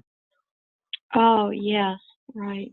Yeah, I think this book, the book of Isaiah, proves that Aramaic cannot be the modern Hebrew, because if if this is before the Babylonian captivity and they're saying speak to us in Aramaic, then obviously there was an Aramaic language that preceded the Masoretic Hebrew. And so the corrupted Babylonian Masoretic Hebrew is definitely not the same as Aramaic. Aramaic was another language that, for some reason, whether by conquest or whatever, they started speaking Aramaic. And Arameans were actually people that they were that they were like rivaled with in the Book of Kings in the time of David. So It's very interesting. yeah, so many people say Aramaic's is the modern Hebrew, but the scriptures tell us that's impossible from that verse alone that says that they were speaking Aramaic, or they told them to speak Aramaic to them before the captivity. So Yes. yeah, I personally oh sorry. I'm sorry, go ahead. I'm sorry, go I ahead. personally believe the modern Hebrew is a combination of probably whatever Hebrew they were speaking when they went into captivity, probably mixed along with a lot of stuff they learned from Babylon. Probably it's like a melting pot type of language. It's like I also call it, it's like basically the start of Yiddish. That's Yiddish language from Could be. That's an interesting take. One thing that is interesting in my version, which is the New King James Version, because that's where all my notes are for so many years. But going back to chapter 38 that you read, mine says in a good chance. what? Oh, Dennis has been trying to say something, and I'm sorry. I thought I was not muted because I had unmuted a while back, and I thought I was just putting it over there. And I said, now say something, and he kept saying it, and nobody ever heard it. No, I'm sorry. He said, I think you're muted, and I said, I guess I am. So. Try again, Dennis. Yeah, anyway, a friend of ours talked to a guy he knew Aramaic, and he told us that Aramaic was very close to Hebrew, the original Paleo-Hebrew, and that's why. Oh, really? Yeah. And they could understand that, but now the Babylonian Hebrew, they probably couldn't understand that. Probably. But the original Hebrew was not Aramaic. It was just Aramaic was close to it. Yeah. Not quite the same. So one of the things in chapter 38 that I found interesting that Doug read was my Bible says in verse 11 as a footnote, in verse 11 where it reads at the beginning of the verse, I said, I shall not see Yah in my Bible, even though it's the King James, New King James, it has the Y-A-H spelled out. But then over in the margins, it says that in Hebrew it was Yah hyphen Yah, Y-A-H hyphen capital Y-A-H. I thought that was kind of interesting. Yes. That's pretty cool. So so does the New King James, do they keep Jehovah in there? I just wonder because I've heard rumors about the New King James that they take like even Jehovah out of it. Right, and there's not much Jehovah in there. I don't have my concordance handy, so otherwise I'd look it up and see, how many times it's mentioned or if it's mentioned at all. But I'm sorry, I don't know where my concordance is right now. Mm. That's pretty interesting. I know there's definitely different. For some reason, the translations get weird with certain verses. They put Elohim where Yahuwah is supposed to be. Like a couple chapters ago, we read Isaiah 37:20, and my notes for it say in my study Bible that the Masoretic text actually has Yahuwah instead of Elohim for 37 verse 20. And some Bibles actually read it as Yahuwah, oh Yahuwah are Elohim or Elohim, but the Masoretic text, interestingly enough, says, oh Yahuwah are Yahuwah. So it's very interesting. My Bible doesn't say anything like that, but I've been told that you don't have to change very many words to write your own version. Yeah. Yeah. Yeah, unfortunately, writing your own version is wrong, and trying to copyright it is wrong. That's why we have so many different discrepancies, and it's hard to know which one is correct. Yes, right. The best thing to do is go back to the earliest version, and the earliest version that I know of is the Geneva Bible. Came out before the King James. Yeah, the Geneva, the Tyndale. There's ones even earlier than that. There's the Great Bible, which was in the 1300s. There's a bunch of them. The Tyndale I like just for certain words that they translate a lot better. Like they don't like I always say he doesn't use the word church in his translation. I'm trying to think of any other older ones. There's something called the Bishop's Bible that was in the 1400s. I mean, there's a bunch of them. There's I personally though, when it refers to the Father's name, I always read it as Yahuwah. Yeah. I only honor the Elohim when it's saying that like you are God. That's the only time I would ever honor the Elohim, the Elohim title in the verse. If it's saying though that like because a lot of times in Psalms by tradition, there's an actual tradition that most preface Bibles will let you know.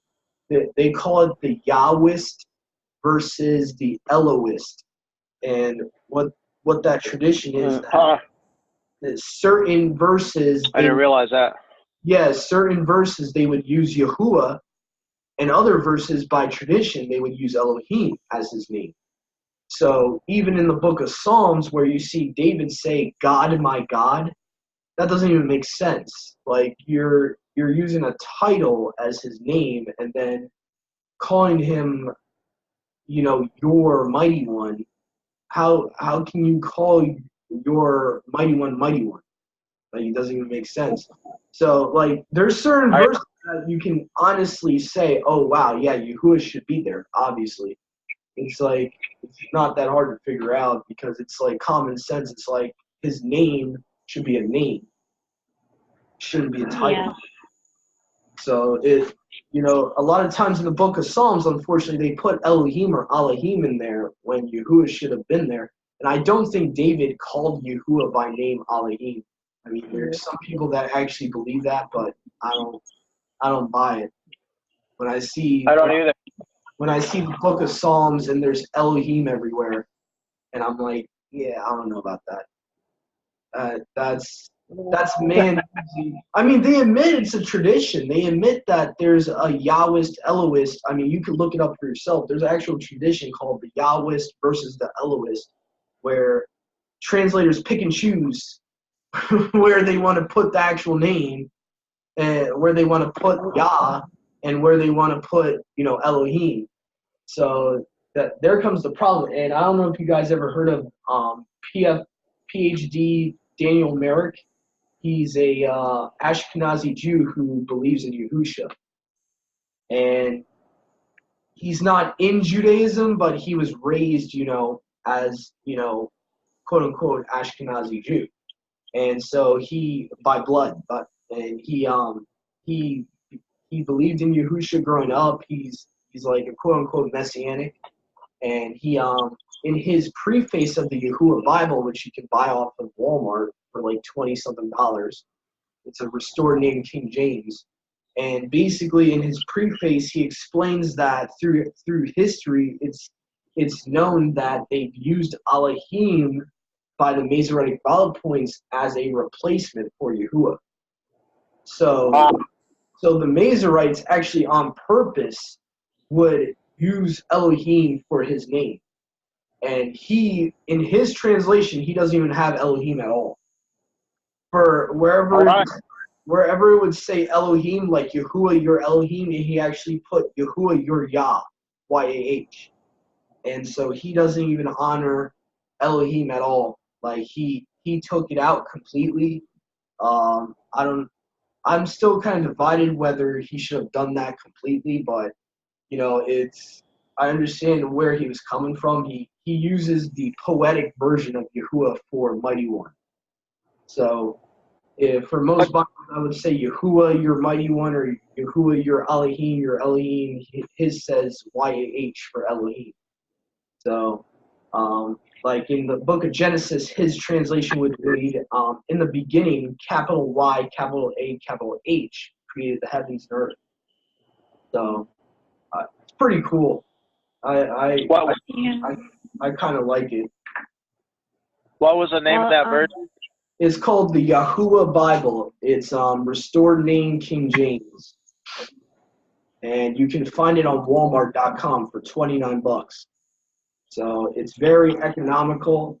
It's the only drawback is it's small print. That's about it. I mean, it's very small print, and there's no like breaks in it, like how there's like paragraph breaks in most translations. Like he kind of just like writes it like it would look on a scroll. So that's the only drawback. You kind of have to learn how to like read like normal small lettering. Other than that, it's pretty easy to read. He stays true to the King James. He doesn't really restore every Hebrew word back, so it's not as hard to read as like the Scriptures 2009. I know that one sometimes can get hard.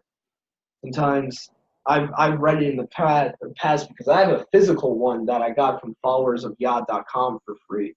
And sometimes it gets hard. Like they replace almost every word back with the Hebrew when it's like with the names and all that. And sometimes if you don't know their Hebrew names, you'll be lost. Like for Assyria, he puts their original Hebrew name back and all that. So the Yahuwah Bible is definitely easier to read out of the restored name translations. It's called Yahuwah Bible, Restored Name King James. Yep. Is that what? Yep. And the author is Daniel Merrick.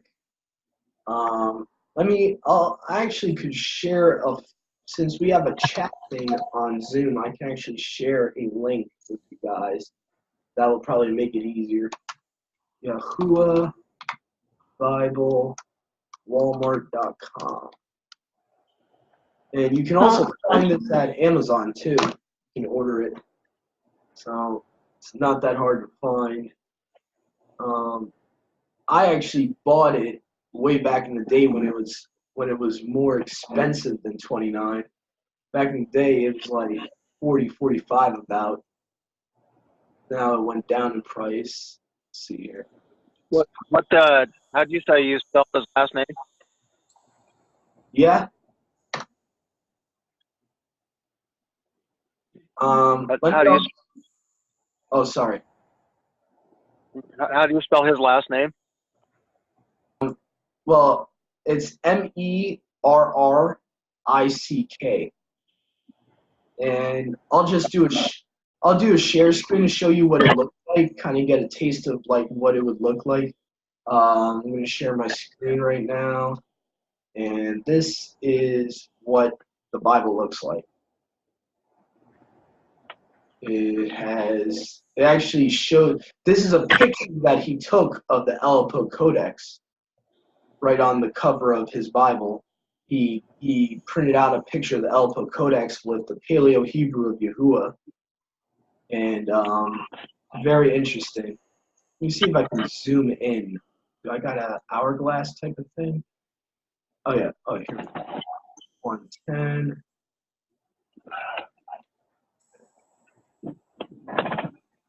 So this is what the Bible looks like, though. It says restored name King James